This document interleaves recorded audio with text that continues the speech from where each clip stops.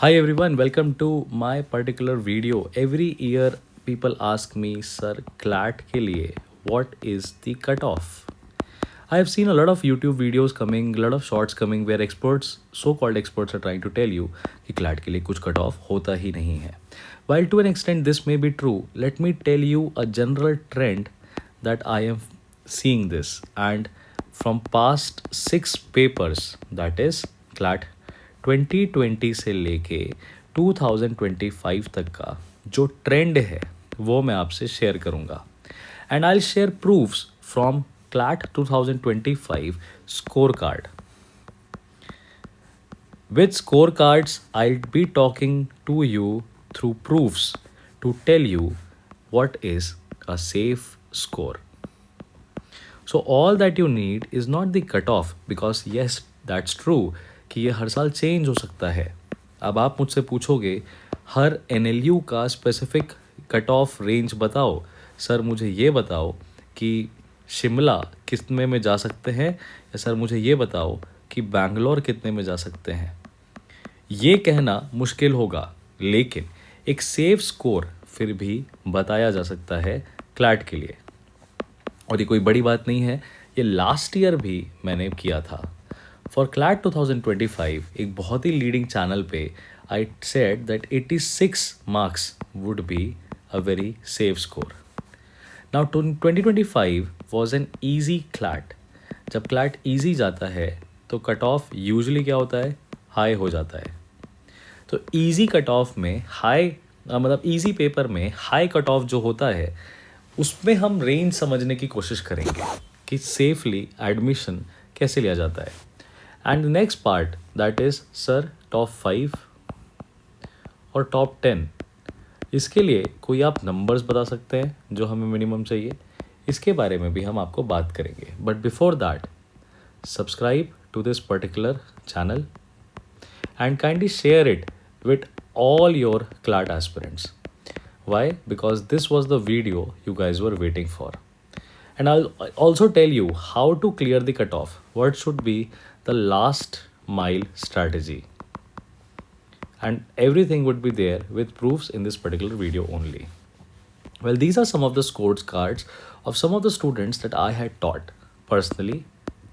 And out of these scorecards that you see, 4 of them are in national universities. Well, the fees was very less. It was 3,000 per month that I was charging from them. But it was no match for the kind of efforts that these guys have taken. I don't want to reveal their name or faces, but I'll try to share the scorecard to give you a general insight. Let's look at this particular scorecard. Now, this particular child has scored 80.75 marks. Okay? 80.75 marks.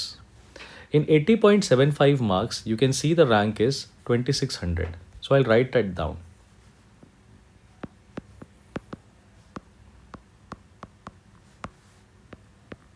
The rank is 2600. Now I look at the another scorecard which is to an extent which is around 74 marks. Then there is this cutoff which is 78 marks. Okay. Then there is this cutoff which is 68 result which is 68 marks. Then there is 81 marks. So first of all I'll tell you 80 marks और 81 marks पे ज़्यादा अंतर नहीं है, 1.5 marks का अंतर है. और यहाँ पे रैंक है 2300 कुछ. दोनों को NLU मिला है, इसको CNLU पटना मिला है क्योंकि ये बिहार से है. इसको RML NLU मिला है, लखनऊ मिला है क्योंकि ये यूपी से है. इसका मतलब ये है कि इस मार्क्स पे डोमिसाइल कैटेगरी हेल्प करी है इन बच्चों को अपना स्टेट वाइज NLU पाने में. उसके बाद सिमिलरली यूपी से सेम कैंडिडेट 68 मार्क्स पे 68 मार्क्स पे रैंक है 11,000. इसको मुंबई नेशनल यूनिवर्सिटी नागपुर मिला है और वो भी लास्ट लिस्ट में, दैट इज फोर्थ लिस्ट में. After that then there is this particular guy 78 marks पे. द रैंक इज 4.5K के रेंज में. ताजुब करने वाली बात यह है कि 80.75 पे 2600 रैंक है और 78 मार्क्स यानी 2.75 मार्क्स के गैप पे रफली आप देख सकते हैं यहाँ पे आपको 2000 कैंडिडेट्स दिखाई दे जाएंगे. इसका मतलब ये सिंपल समझ में आता है कि in any case you can not score below 80. अब क्लैट 2025 में टॉपर अराउंड 103 है और आपको सेफ स्कोर सिलेक्शन का 80 मिल रहा है. इस पूरी रेंज में 2600 स्टूडेंट्स हैं और 2 मार्क्स पे 2000 बच्चे हैं. तो हम आराम से यहाँ पे एक मिड रेंज निकाल सकते हैं कि 85 to 88 marks, 85 to 88 marks generally अगर 27 नेशनल यूनिवर्सिटीज़ हैं, right? So you can possibly say that 14 to 15 NLUs top you can get it at this score, and that is why 85 to 88 marks की जो range होती है हमेशा safe होती है. 2025 का क्लैट ईजी था, ईजी कट ऑफ पे ये रेंज हमें मिल रही है. अब हम कुछ चीज़ें समझने की कोशिश करते हैं. जो मेरा एक्सपीरियंस कहता है 90+ मार्क्स पे जो रैंक थी वो अंडर 500 थी. अब अगर टॉप 5 नेशनल और यूनिवर्सिटीज़ की हम बात करें तो इनमें टोटल सीट अगर हम जोड़ भी लें, राइट, तो इनकी टोटल सीट कुछ नहीं तो 800 होती है, जिसमें आपको पता है 50% रिजर्व्ड होती हैं और रिमेनिंग 50% यानी 400 सीट्स जनरल के लिए बचती है. यानी जनरल रैंक AIR 1 से लेके AIR 400 होनी चाहिए.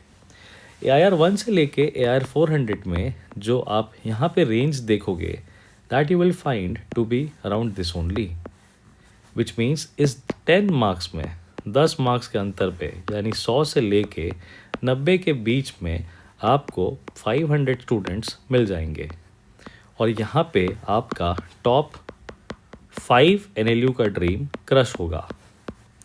इसके बाद आपको एक ट्रेंड और दिखाई देगा which has not changed.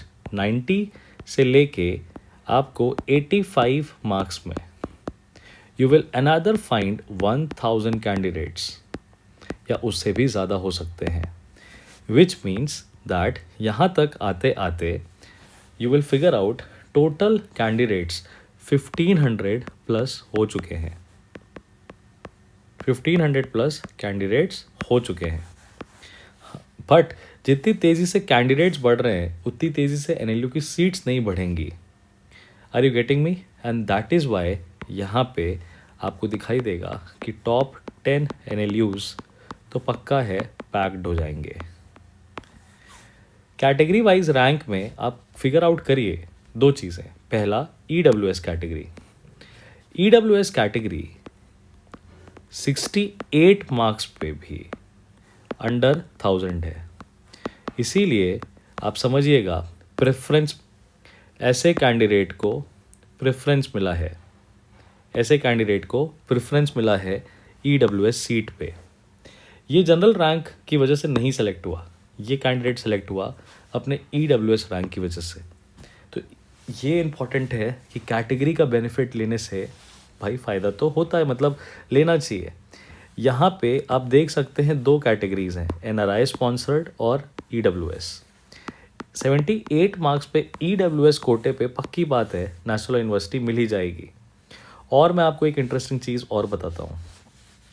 71 marks पे, कितने मार्क्स पे? 71 मार्क्स पे क्लैट 2025 पे विशाखापट्टनम और जबलपुर दोनों मिल रहे थे. किस लिस्ट में? 4th लिस्ट में. बच्चे इतने मार्क्स पे दोनों कॉलेजेस में गए हैं.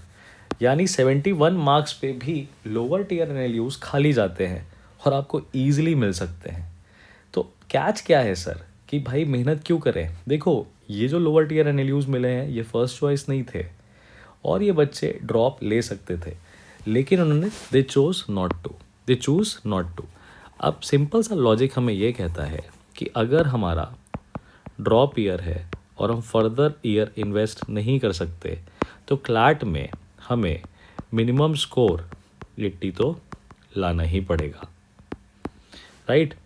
वर्स्ट केस सिनारियो में 75 मार्क्स है, लेकिन 75 मार्क्स में हमारी मदद तभी होगी जब हम EWS कैंडिडेट के हों, हम OBC कैंडिडेट हों, हम SC हों या हम ST हों।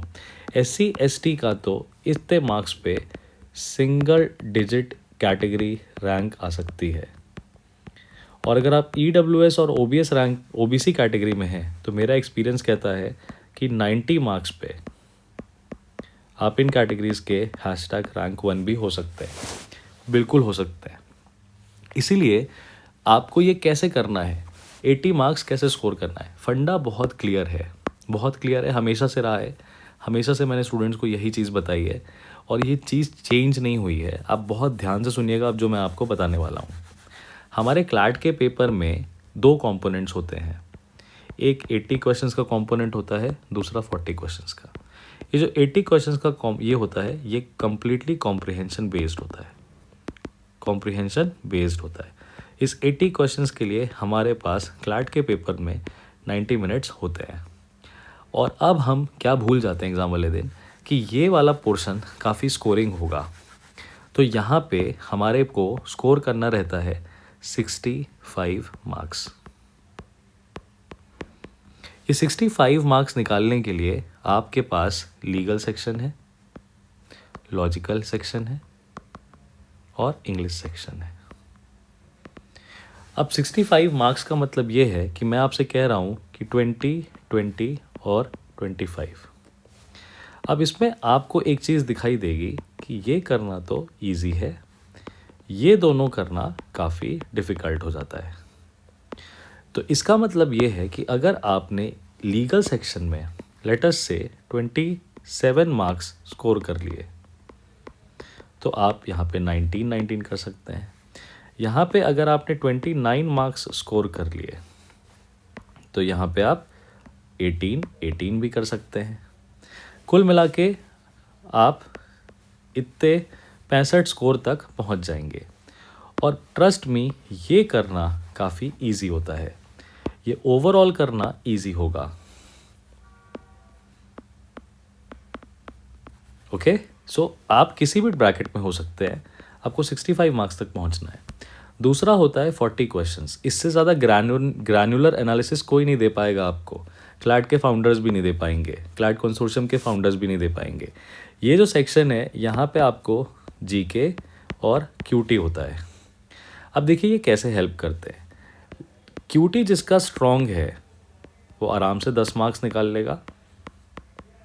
तो इस 40 मार्क्स में से आपको 85 मार्क्स अगर टोटल जाना है तो यहाँ से कितने मार्क्स निकालने हैं, 25 मार्क्स। ठीक है, 65 और 25 आप जोड़ दीजिए तो that comes close to, that is 90 marks. Okay, अब 90 मार्क्स के लिए अगर आपने क्यूटी से 10 मार्क्स निकाले, जीके से, राइट, क्यूटी से 10 मार्क्स निकाले तो जीके से आपको सिर्फ 15 मार्क्स निकालने पड़ेंगे। 15 मार्क्स आपको जीके से निकालने पड़ेंगे। अब एक चीज़ याद रखिएगा, 15 marks is too high for GK in CLAT. और यहीं अगर आपकी क्यूटी वीक है और आप सिर्फ 5 कर पाते हैं तो आपको जीके से 20 मार्क्स निकालने पड़ेंगे, जो कि शायद AIR 1 का आता है, जीके में 20 मार्क्स। इसका मतलब ये वाला केस तो इम्पॉसिबल है। इसका मतलब 90 मार्क्स का केस थोड़ा सा डिफ़िकल्ट है। इसका मतलब 90 मार्क्स उन्हीं के आते हैं, राइट, 90 मार्क्स उन्हीं के आते हैं जिनका कॉम्प्रिहेंशन पार्ट तो बढ़िया होता ही है, साथ में इनका जीके बेस्ट होता है और इनका क्यूटी मॉडरेट होता है। इसका मतलब ये कंपेरेबली फेयर एंड डिसेंट हैं सारे सेक्शंस में, ना कुछ छूटता है ना कुछ बाकी रहता है। हम बात करेंगे अपना और छोटा ब्रैकेट 85 मार्क्स में। इसको अचीव करना और भी इजी है। देखिए, कॉम्प्रिहेंशन वाले पार्ट में आप अगर बात करेंगे तो मैं आपको एक सिंपल सा सटीक सा स्कोर देता हूँ। लीगल सेक्शन में राइट आराम से 28 से 29 मार्क्स निकाला जा सकता है। ठीक है, ये बहुत आसानी से आ जाएगा। 32 क्वेश्चंस में आपने 2 इनकरेक्ट करे and you will be basically getting 29.5। और मैं आपको गुंजाइश 4 क्वेश्चंस गलत करने की दे रहा हूँ।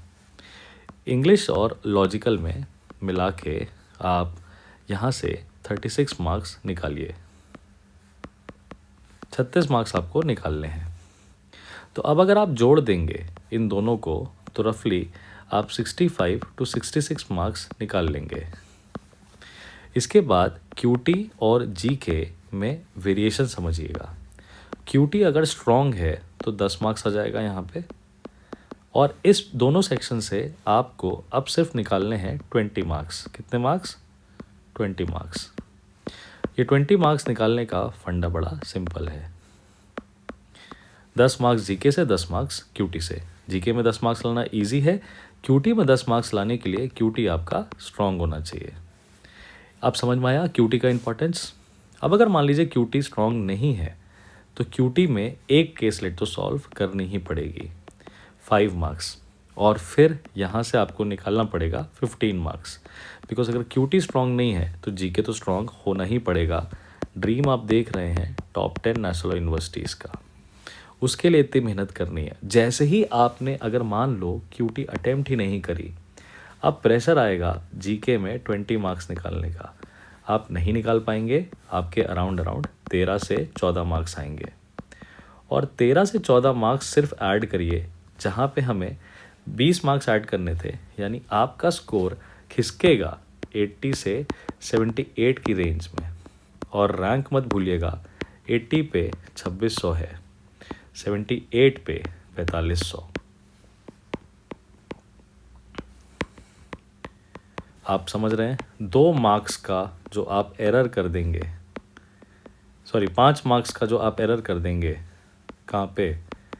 क्यूटी ना करके या जीके को अभी रिवाइज ना करके, आपका सारा खेल गड़बड़ हो सकता है।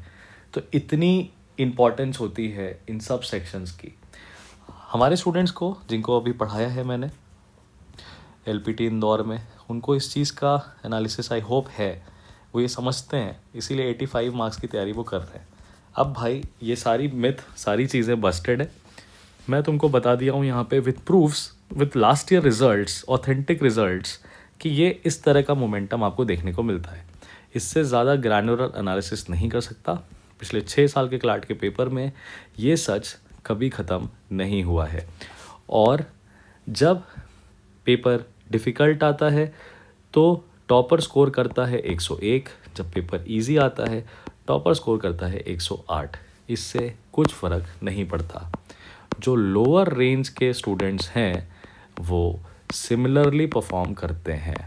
पेपर चाहे इजी आए चाहे डिफ़िकल्ट आए, वो सिमिलरली परफॉर्म करते हैं। इसीलिए जो रेंज है वो सेट है, आपको उस रेंज में लाने की कोशिश करनी है। All the best. This was Harshvardhan Tripathi signing off. See you guys in the next.